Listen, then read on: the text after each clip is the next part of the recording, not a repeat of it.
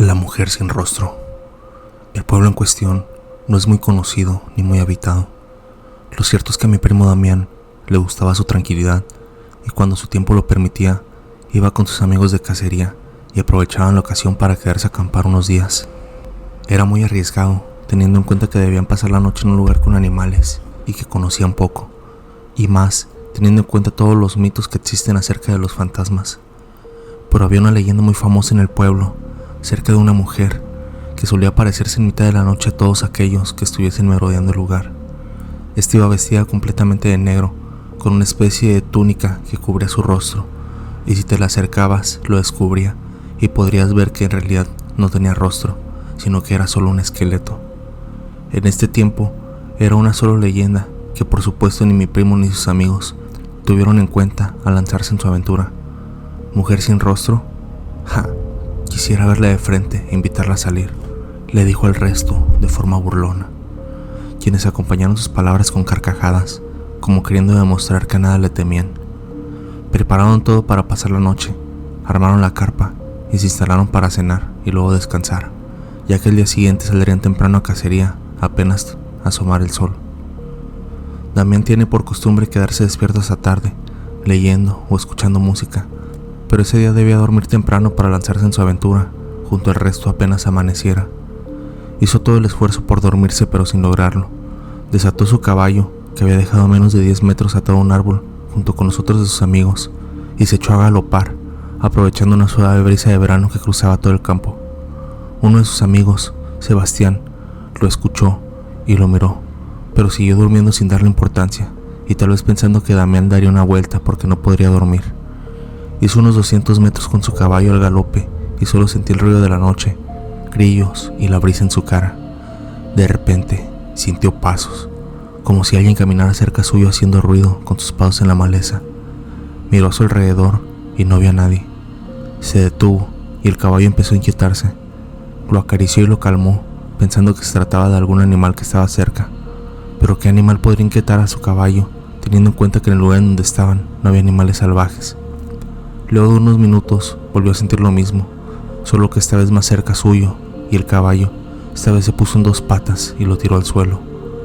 Asustado, se levantó y volvió a mirar a su alrededor. Los árboles estaban altos, pero no tanto como para no notar que unos metros adelante a su derecha había alguien mirándolo.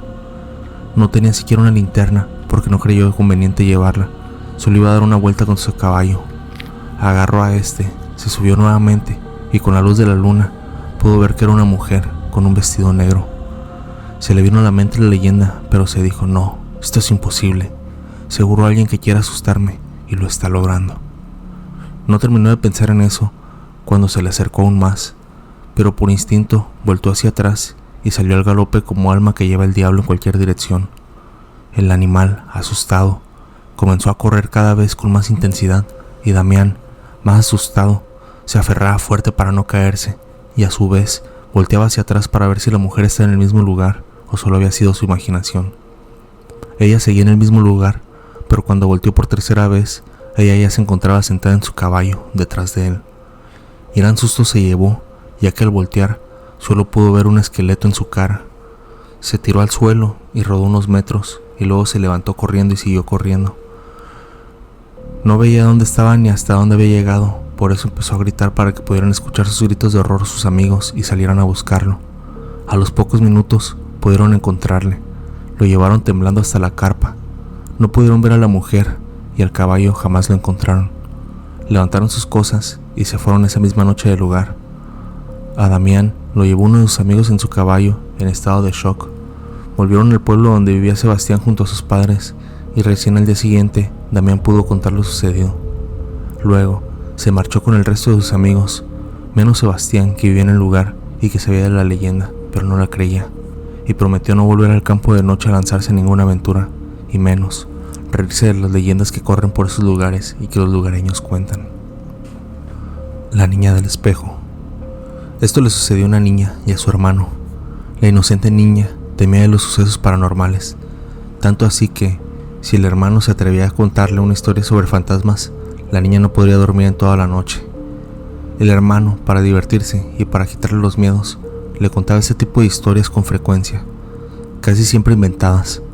Un día, la niña vio a su hermano haciéndole algo en su habitación. Ella no sabía qué hacía él ahí, pero lo averiguaría, porque temía que le estuviera robando sus chocolates que tenía escondidos. Entonces esperó sentada en la cocina hasta que su hermano saliera de su propia habitación. La niña esperó 2 minutos más o menos desde el momento en que éste salió de la habitación y entró a investigar qué es lo que había hecho. Cuando fue a revisar si sus chocolates seguían en su lugar, observó que sí estaban, o al menos la caja, ya que no revisó dentro.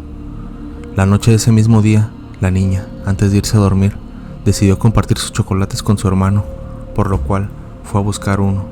Cuando abrió la caja, grande fue su sorpresa, ya que se paralizó por al menos un par de minutos. Su inmaduro hermano había dejado una tarántula dentro de esta y se había comido todos los chocolates.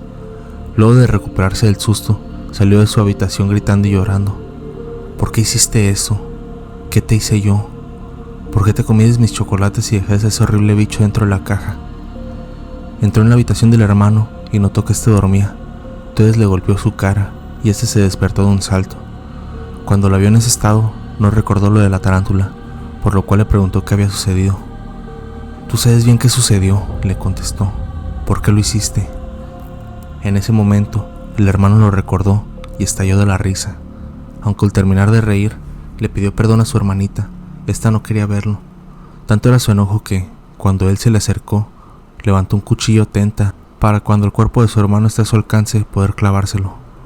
El hermano de la niña se asustó tanto que decidió solo pedirle perdón y retirarse a dormir nuevamente. Esa noche, la niña no pudo dormir. Durante el día tenía que hacer demasiadas cosas, por lo cual tampoco durmió. En la noche, ella seguía aterrorizada y no pudo dormir. Estaba cansada, pero cuando se iba a dormir, se imaginaba lo peor. Empezaba a recordar todas las historias que le contó el hermano y no lograba conciliar el sueño. A la mañana siguiente, los padres llegaron a la fiesta a la que habían asistido y la encontraron quieta con los ojos abiertos y pálida, tendida en su cama. La niña había muerto traumatizada por su propia mente. Luego de este acontecimiento, el niño contó que todas las noches sentía puntados en el pecho como si lo acuchillasen. Tanto él como sus padres lo relacionaban con alguna enfermedad o simples puntadas.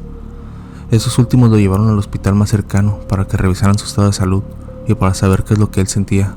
El médico explicó que la salud del chico estaba perfecta y no atribuía esa sensación a algo físico, sino a algo más bien mental, por lo cual lo llevaron a un psicólogo, quien al hablar con el chico se dio cuenta de que ese se sentía responsable por la muerte de su hermanita y probablemente se imaginaba a su hermanita clavándole el cuchillo con el que lo amenazó.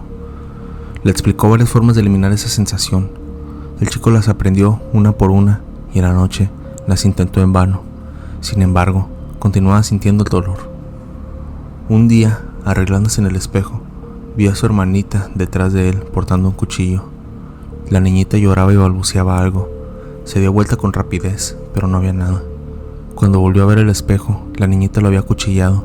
En ese momento, sintió un dolor profundo y cuando miró su espalda, notó que sangraba con una herida bastante grande. Después de esto, cada vez que pasaba frente al espejo, veía a su hermana acuchillándolo, por lo cual decidieron tirar todos los espejos. Finalmente, un día, tendido en su cama, el chico vio a su hermana en el reflejo de la ventana. Estaba sentada en su estómago. Le dio tanto miedo que quedó paralizado. Lo extraño es que esta vez no lo lastimó ni murió, ya que él sufría y eso era lo que ella quería. Ella no deseaba terminar con su vida para que pudiera continuar atormentándolo en el otro mundo. Desde ese día, el chico está internado diciendo que su hermanita quiere hacerlo sufrir. Según parece, desde ese momento, aquella niña ha aparecido en espejos de múltiples hermanos y hermanas mayores que hacen sufrir a sus hermanos pequeños y les ha dado una lección. El espíritu de la niña sigue buscando venganza protegiendo a los más débiles. Por eso, te recomiendo antes de hacer sufrir a un pequeño recordar esta historia, pues si no la recuerdas, tendrás que prepararte para un sufrimiento de por vida y olvidarte de tu reflejo en los espejos. La pastilla negra. Era el primer día que la veían. Entró en la sala del comedor con un ajustado traje de enfermera. Era alta, morena, de ojos profundos y bastante delgada. Su cuerpo era imponente, pero ella parecía desprender cierta simpatía. No era como la enfermera de todos los días, la algo rechoncha Carmen. Dentro del comedor, una de las familiares de un anciano le saludó mientras se marchaba. Ella le devolvió el saludo con una media sonrisa. Una vez se marchó del lugar, La enfermera se situó delante del atrio en el que siempre se ponía Carmen para repartir las medicinas. Ella hizo lo mismo, algo que todos los ancianos supieron reconocer como el momento de tomar las pastillas correspondientes para sus tratamientos. El primero fue Francisco, quien se adelantó a todos, gracias a que ya se encontraba recuperado de las toses de la semana pasada, que por poco lo conducen al hospital. Con paso lento, pero decidido, Francisco llegó hasta la enfermera y le pidió sus pastillas. Ella, sin embargo, solo le dio una sola pastilla, negra. Él se sintió extrañado y le preguntó si su mejora hacía que solo necesitase una pastilla, a lo que ella respondió con un gesto afirmativo con la cabeza. Detrás marchaba Amparito, a quien también le entregó una sola pastilla negra. Luego se acercó Juan, y lo mismo, recibió una pastilla negra únicamente como medicación. José Manuel, doña Almuenda, el señor Luis, todos los ancianos recibieron lo mismo, la misma pastilla negra. Francisco, el primero en tomar la pastilla, se sentía bien, cada vez con más fuerzas, con un sentimiento positivo que le inundaba toda su personalidad. Se sentó en un cómodo sillón y descansó unos minutos. Tenía sueño, así que cerró los ojos. La familiar que acababa de salir estaba cruzando la puerta del asilo cuando se cruzó con la enfermera Carmen. «Hola Carmen, ¿qué tal? Justo ahora acabo de cruzarme con tu nuevo ayudante», le informó. Carmen, extrañada, le contestó: «Creo que te confundes, querida. No hemos contratado nuevas ayudantes». Las dos, confundidas por esa extraña mujer a la que nadie conocía, regresaron al salón del comedor del asilo. Cuando llegaron, todos los ancianos estaban en sus respectivos sillones. Todos parecían dormir, pero no estaban dormidos. Se encontraban sin vida. Todos tenían una sonrisa leve en la cara y unos labios ligeramente manchados de negro. No había ningún rastro de la enfermera. Creepypastas realmente escalofriantes. Si llegas hasta acá, escribe la palabra enfermera en los comentarios para saber que terminas de verlo. Si los relatos te gustaron, deja tu like y suscríbete para que YouTube siga recomendando el canal y siga creciendo la comunidad. Yo soy Foster, esto fue Terror Nocturno y les deseo a todos una madrugada de horror. Mil gracias por acompañarme una noche más.